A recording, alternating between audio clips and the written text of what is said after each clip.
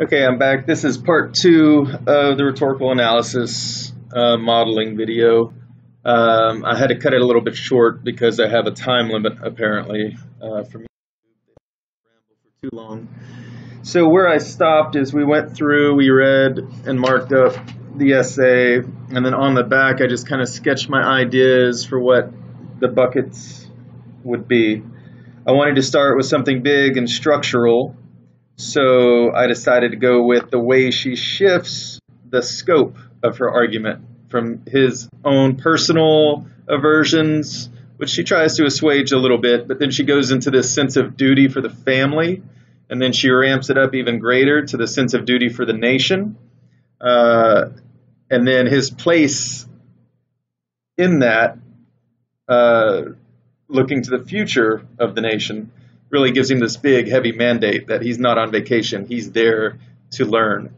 Now, if you remember, what's important here is that in the thesis, it asks us, or I'm sorry, in the prompt, it says, write an essay analyzing rhetorical choices Adams makes to convey her argument about the value of experience. I can't get off topic and just start writing about general rhetorical analysis. I really have to bring it back and focus on the value of experience. So the most important things within that are that metaphor she uses, the extended metaphor of a stream flowing from its source, going through mineral-rich lands, picking up more stuff as it flows, which she then gives an example of that using Cicero, that allusion. So I'm going to use those stylistic elements, which really, she spends so much time on them, you could almost consider those structural. But I'm going to use those stylistic elements to really bring that part of the essay home and keep it focused on the value of the experience. It's the whole purpose of the letter is to motivate him so that he makes the most out of his experience so that he can come back and do great things for the nation, which is tied to the value. So we just have to keep that in mind as we write this and keep that at the forefront. Okay, so looking back at my buckets, again, this is all kind of sloppy, and she shifts from addressing John Quincy Adams' personal aversions and concerns to family responsibility and concerns, then to national responsibility and concerns, all the while solidifying his greater role in the future of the nation. So that's something she does using structure. She kind of keeps elevating and bumping things up higher and higher. And it's kind of cool. If you look at the conclusion, she brings it right back down in one sentence. She says, the strict and inviolable regard you have ever paid to truth gives me pleasing hopes that you will not swerve from her dictates, but add justice, fortitude, and every manly virtue which can adorn a good citizen. Do honor your country and render your parents supremely happy, particularly your ever affectionate mother. So in this, he goes from talking about big allegorical notions of truth that she wants her son to be corresponding and learning from, and then to citizenship, to be a good citizen. That's back to being the nation, the country. And then she goes right back to family. Render your parents supremely happy. And then this one is great, particularly your ever affectionate mother. Back to the individual, their individual relationship between a mother and a son. So we start out with a mother addressing her son, we end with a mother addressing her son, and that's a really strong emotional appeal, which you can talk about. You can mention in your conclusion if you want to. But the framing of this, the way she goes from personal to these big worldly ideas and ambitions and needs of a nation, and then back at the end, she just brings it right back and puts that little arrow's heart arrow right into her son for that emotional draw to remind him, you are my baby boy. Okay, so that's my first bucket. My second bucket, the second thing I thought would be cool is to really zoom in and talk about how he alludes to the historical heroes and to address that extended metaphor. How do I do that, though? Do I want to write about the first thing, even though this second thing is a part of it? Or do I want to write about the first thing up to a point, and then once it starts talking about that greater mandate she has for him, I could then include this bucket, and then maybe go back a little bit, maybe even in the conclusion, to sort of talk about the great role in the future. As long as all the content is there. The only thing is, with what I put in a conclusion, I shouldn't really be putting a lot of evidence in a conclusion. That's a spot where I don't really have to prove what I'm saying with her rhetoric so much. So I want to make sure I do a good job of addressing her specific use of rhetorical technique, the effect it has on the reader, those embedded quotes, all of that in the first bucket. And then once I get down to the conclusion, I'll just kind of add a little bit and solidify this notion that, sorry, I'm off the screen, solidify this notion about his greater role. And then another cool thing I'd want to do with the conclusion, of course, is talk about he does become a president. So obviously this did have a great impact. I'm not saying that we know that this letter in particular had a great impact, but just seeing the notion and then I guess the nature of their relationship and how supportive she is and driven she is, and seeing her son not only as her child but as a great asset to the nation certainly is worth a mention when I get into a conclusion. That's kind of cool. So my next step would be to start writing it up. So my introduction is going to be basically maybe a little background information on these figures, their place in history, and of course the rhetorical situation. You know, the son is being sent away to France, mom is writing a letter. I would have to introduce this topic and everything. I'm going to do it in a way that assumes that the person reading my essay does not have this document.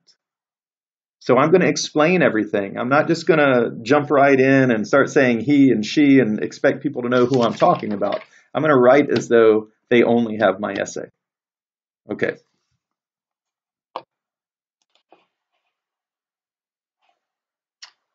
Okay, I'm going to go ahead and start typing this up. I need an introduction, so I need to kind of set the scene.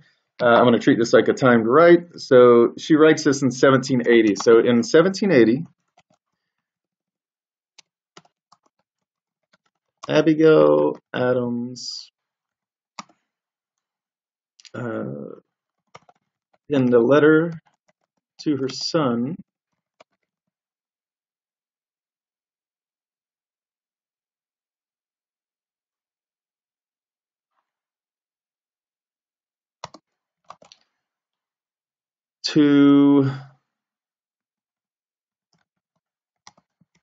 she fears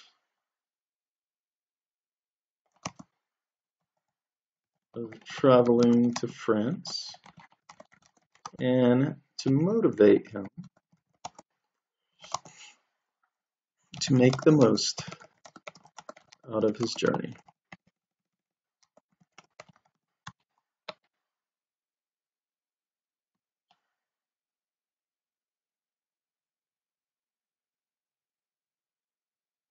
I need to lead up. Again, I'm thinking about what do I need in this rhetorical situation where many mothers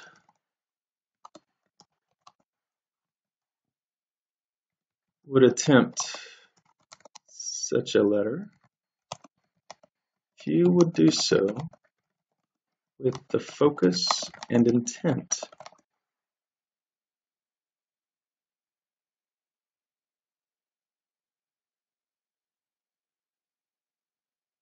a woman who would see the men in her life rise to the office of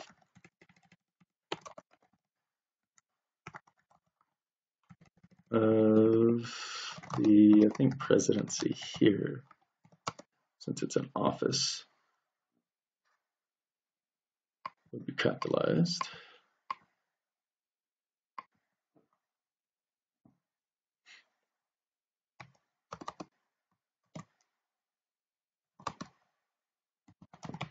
Her ability to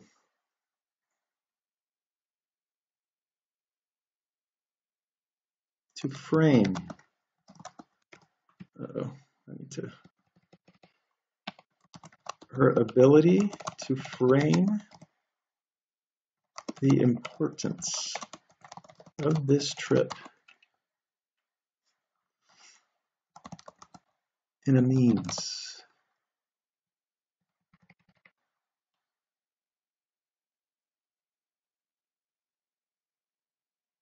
way in which her young son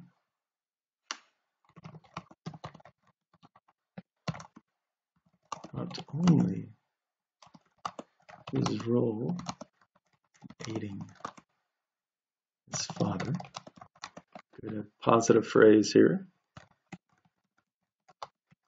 that's not capitalized. I'm just saying the ambassador to France, not listing it as a title. I'll put newly appointed.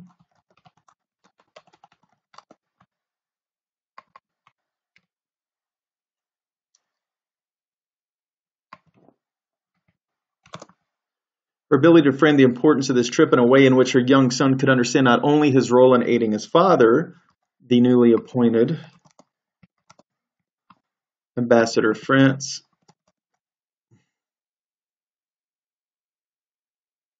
but also his role in preparing himself to lead the fledgling nation into the future.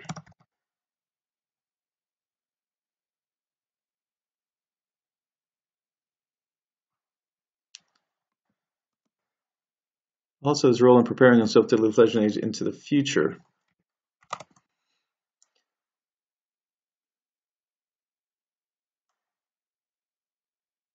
Her ability, I'm talking about her ability.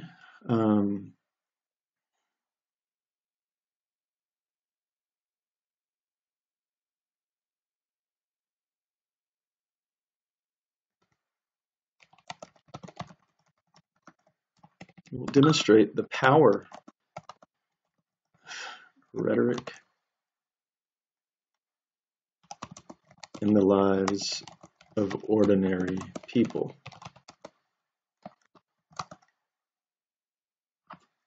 Now here I need, I told myself I was going to do it and I almost forgot. I need to include that language from the prompt. It says, analyze the rhetorical choices Adams makes to convey her argument about the value of experience.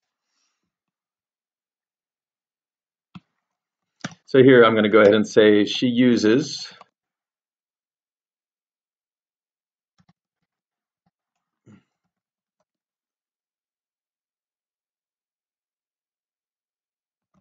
elevation of scope. She uses, actually shifts are the technique. Shifts and elevation of scope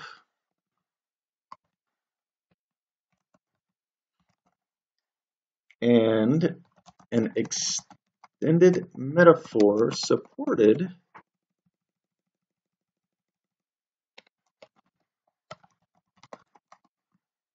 that's not capital, supported by allusions to great historical figures.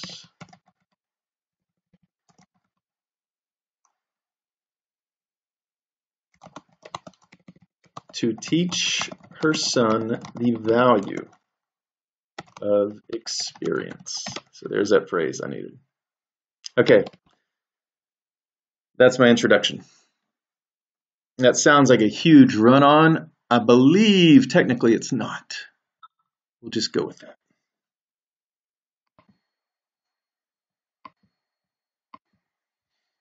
All right, I'm gonna write a second paragraph, I think. So it's gonna be my first body paragraph. If I can, I have to create a new box. I don't know. This doesn't like me. Nope. Okay, let me create a new box right here. Okay.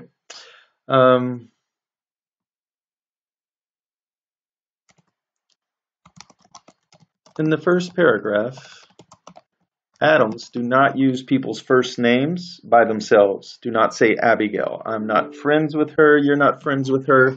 We refer to her as Adams. If you wanted to say Abigail Adams because we have so many John Quincy Adams, John Adams, that's fine, but never just do the first name. Adams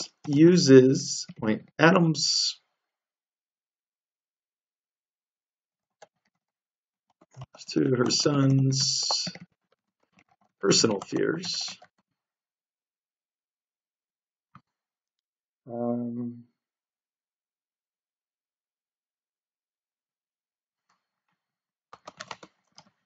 And here I'm just going to embed a quote, reluctance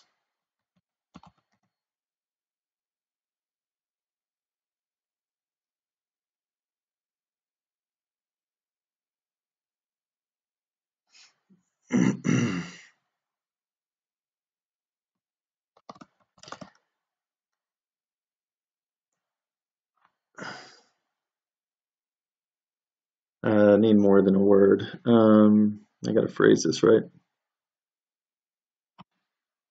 Personal fears. I'll just say her son's personal reluctance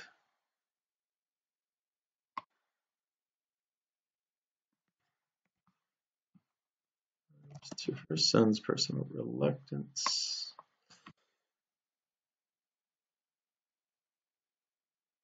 Here I'm going to do I'm adding a word so it makes sense.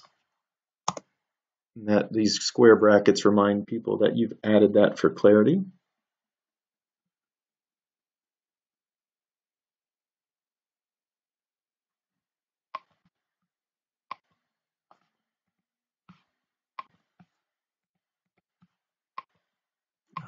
It's not letting me back into type.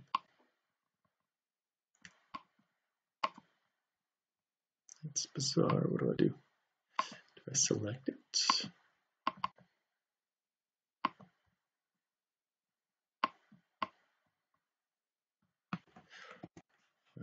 Hold on. Okay, in the first paragraph, Adams refers to her son feeling so averse to the voyage. This is not going to let me do what I need to do. I have to keep adding. This is frustrating. It's just the program I'm trying to use to record this. What else? How can I move this? I just won't let me line it up.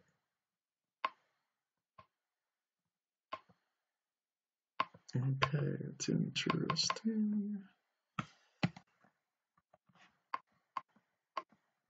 Okay, refers to son feeling so averse to the voyage. I'm gonna have to just start this. It's gonna look funny, but okay. In the first paragraph, Adams refers to her son feeling so averse to the voyage, comma, parentheses, comma,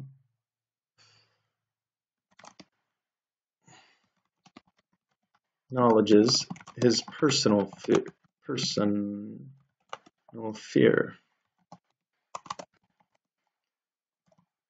She then offers some comfort.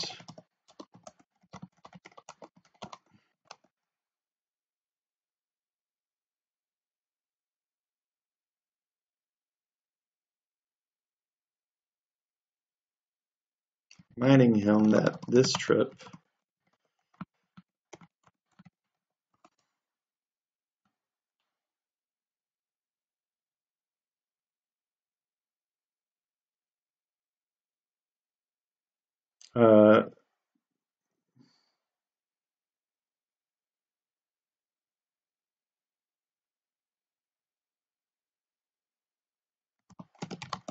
be better as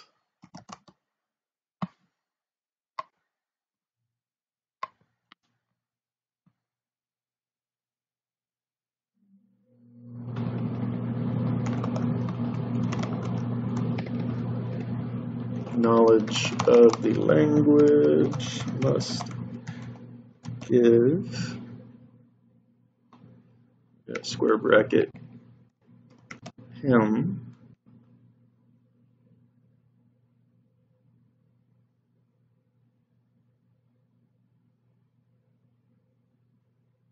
greater advantages.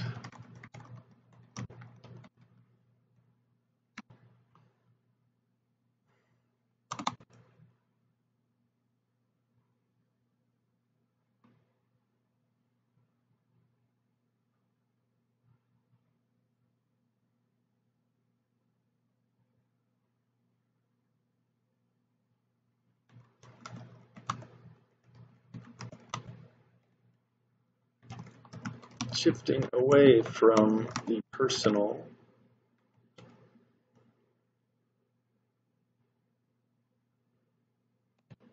in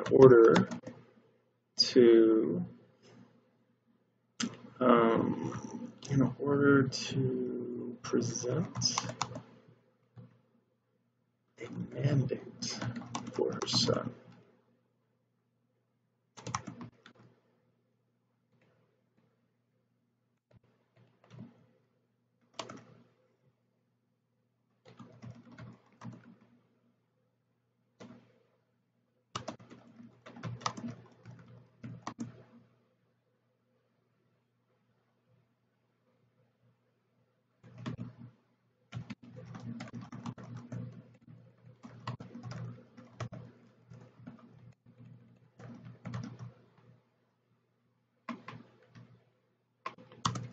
For her son's trip.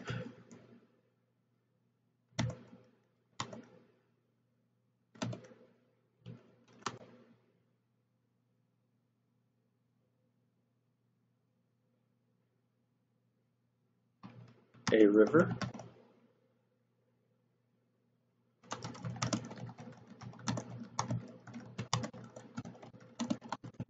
Is from its source.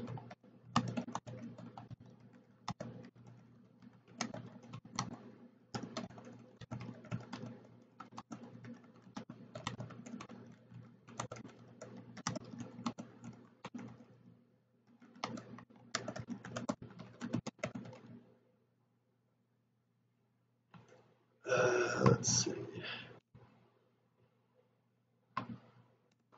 Improve their qualities as they pass along.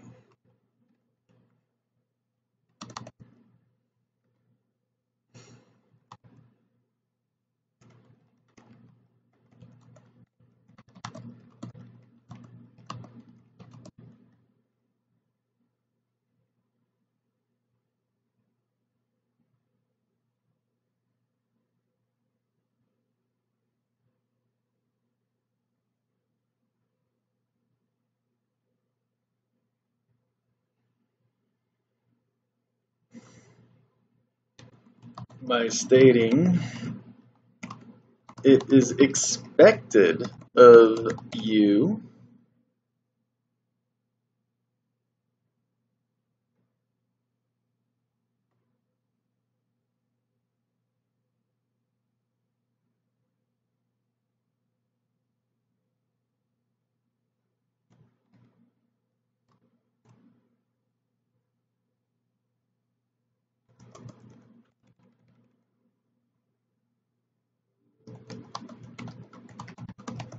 your improvement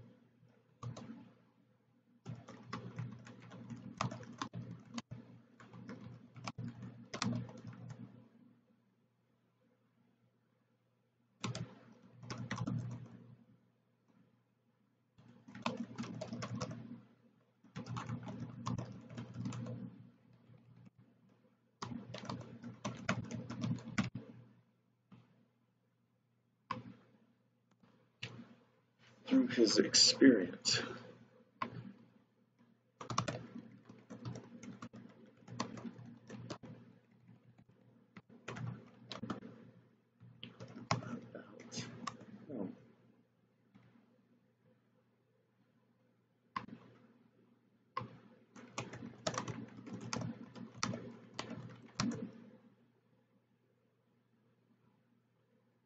What he can learn from it.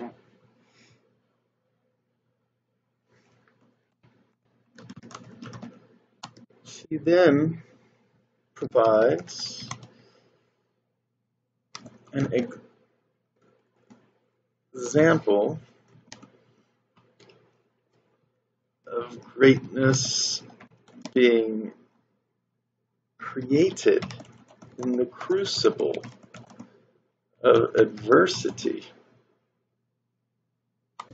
by alluding to Cicero. This has the effect of addressing any counter-argument.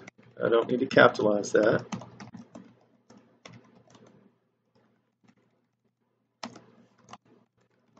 That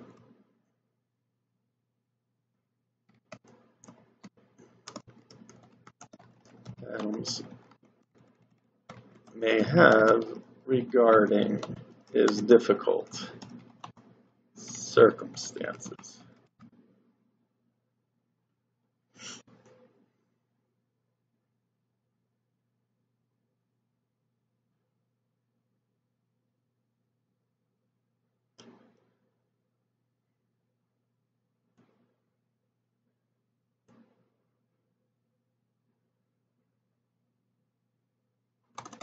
She sees him as a viable hero and statesman.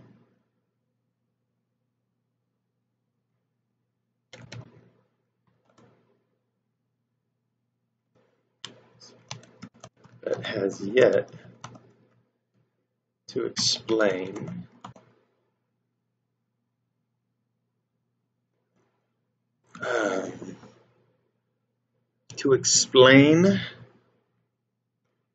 the job, the need for which she is preparing him.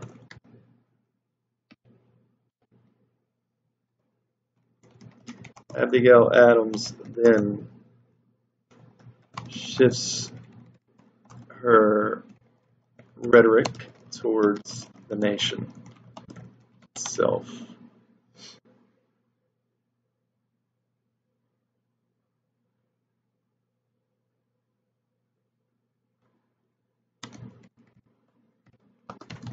And explains how very intertwined the Adams family is with the fate of this new radical nation.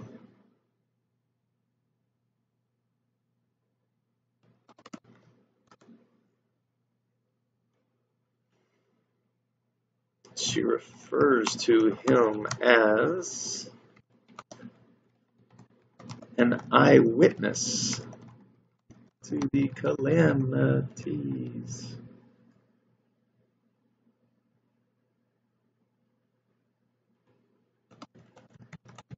Native land.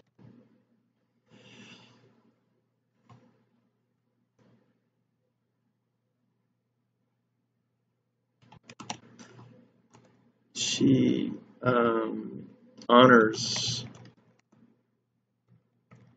those who fought.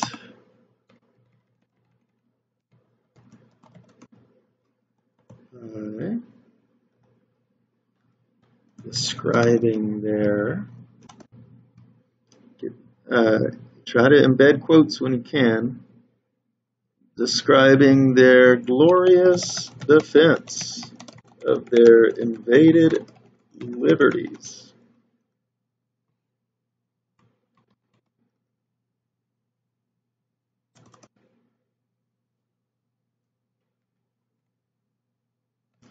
Finally,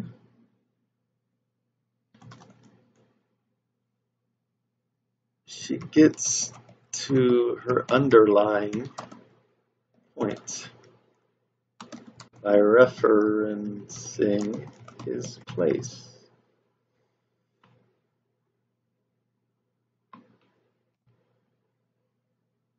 His future place in leading.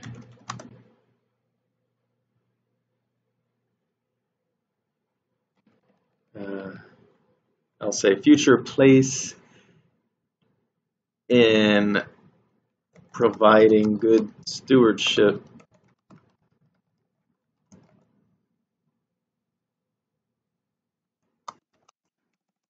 of the inheritances. This is referring to all the greatness, the ideas and principles that America is founded on. The inheritance to ages yet unborn.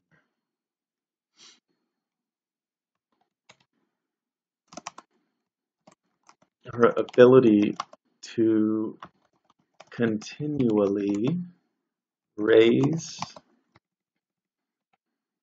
the scope and import of his role and tie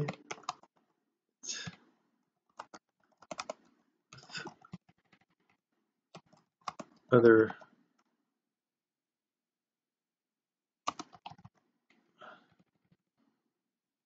great leaders.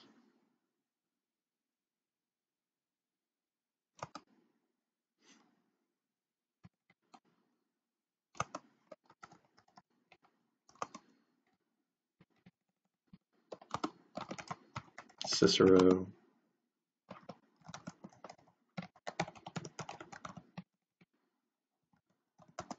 the revolutionary soldiers,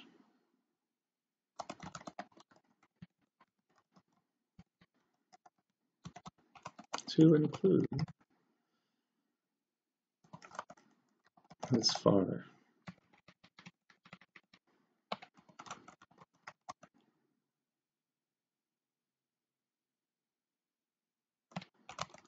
Can only serve to instill a sense of duty in her son that dissipates, outweighs any, I'm going to put petty,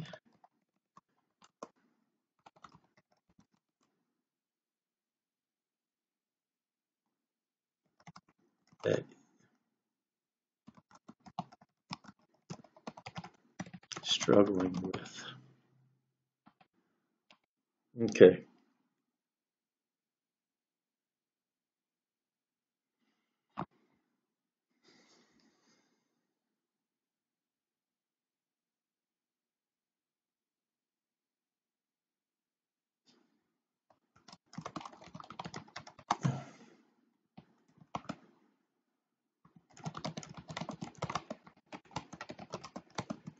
To earth.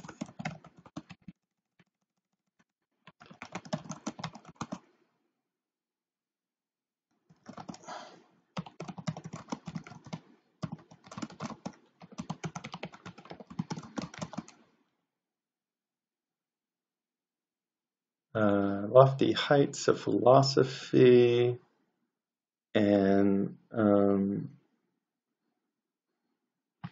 I'll use stewardship again.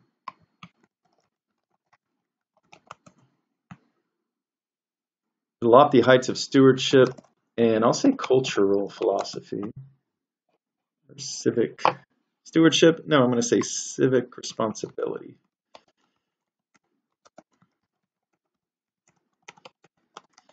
She concludes by bringing him back down to earth from the lofty heights of stewardship and civic responsibility. Check my time here.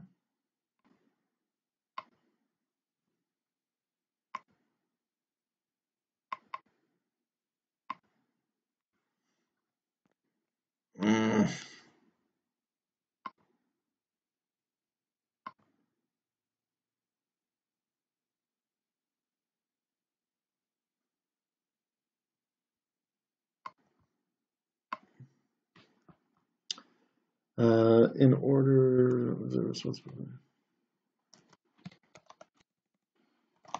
to remind him that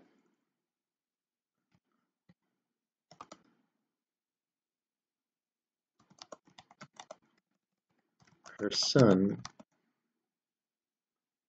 and she is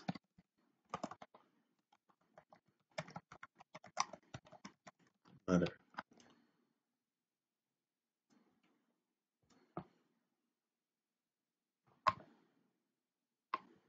Some weird letters going in there. Affectionate mother.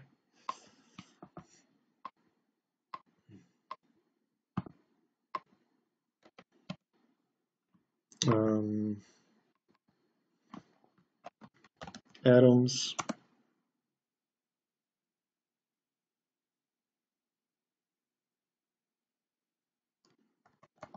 effectively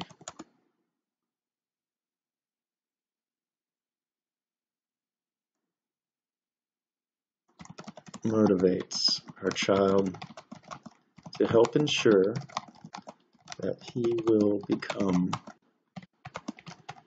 like his father, a great statesman.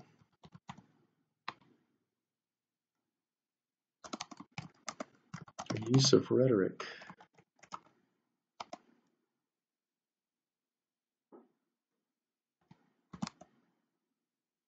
And what appears at first to be casual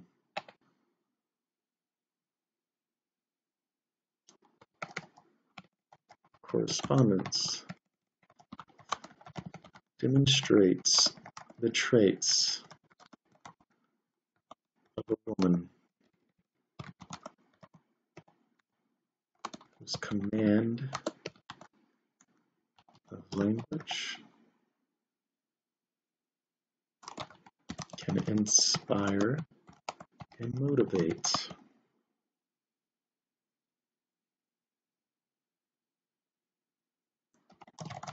others around her to achieve greatness.